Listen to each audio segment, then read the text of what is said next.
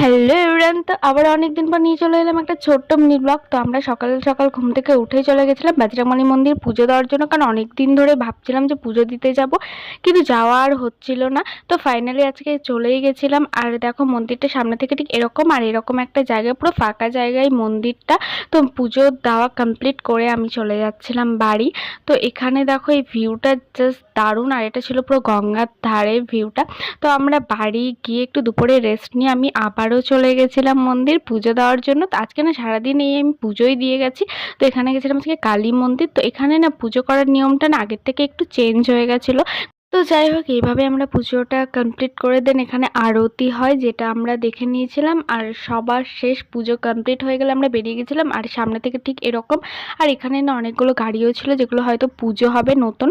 আর দেন আমরা এখান থেকে চলে গেছিলাম বাড়ি। আর আজকের মেনুতে ছিল এটাই: ডাল, আলু পটলের তরকারি, আলু ভাজা।